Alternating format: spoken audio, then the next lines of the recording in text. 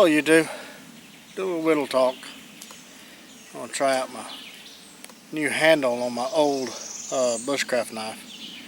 Let's just see how comfortable it is. I think it's going to be a very comfortable handle. It's very beefy. I like large handles. I may want to kind of contour it down a little bit more, but I want to try it out and see how it felt.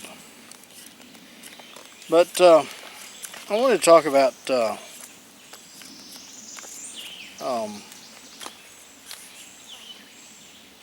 credit where credit's due. And that seems to be a topic I've heard more than a few times over the past 6 to 8 months, something like that, on YouTube and forums and things like that. And I think that's all well and good. I think that if you do learn something from somebody, you should give them credit. And I try to do that as much as I can, as much as I remember anyway. I've watched so many different people that I pick up things here and there that I don't always remember who it was from, but it's safe to say that I didn't invent anything that I know, okay?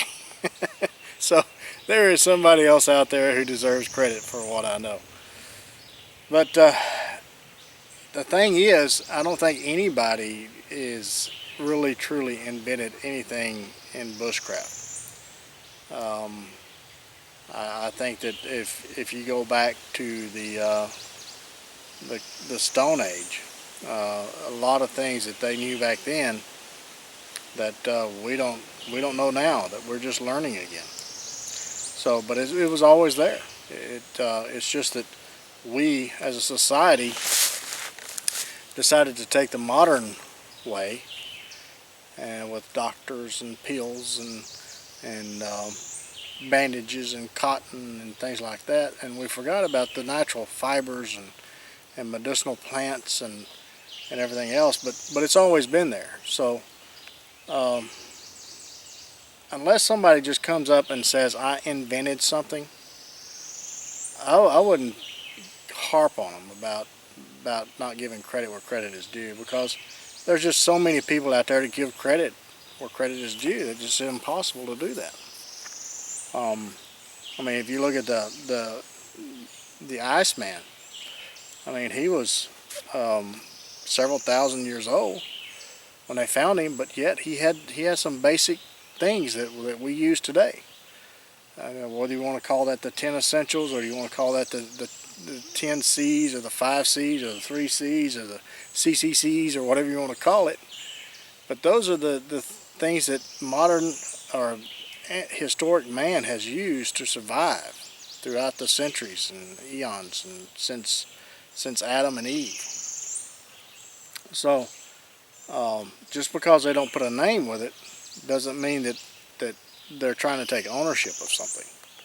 So I kind of take things like that with a grain of salt, and it doesn't bother me in the least that somebody doesn't say, okay, I got this from so-and-so, because so-and-so probably got it from somebody else, and that somebody else got it from an indigenous person somewhere down the line, I'm sure. Because everything that we know pretty much has came from First Nations or indigenous peoples. And so that's who we should be giving credit to. And if any credit is due to anyone, it's to those peoples. Now that's just Whittle talk, my thoughts on the process and my thoughts on the subject. And so if I come up with something just like I showed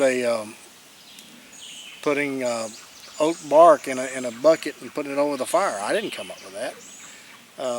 If I recall, I think it was 3 Sigma to Survival or something like that showed it on a video, and he probably got it from somebody else, and that somebody else probably got it from an indigenous person that used to use it.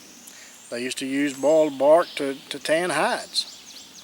Did they come up with it? Somebody somewhere did, but it was so long ago that nobody knows their name. So it's just Whittle talk. Take it for what it's worth. And until the next one, you guys be safe. Take plenty of band-aids and lots of knives. Catch you on the next one. Bye.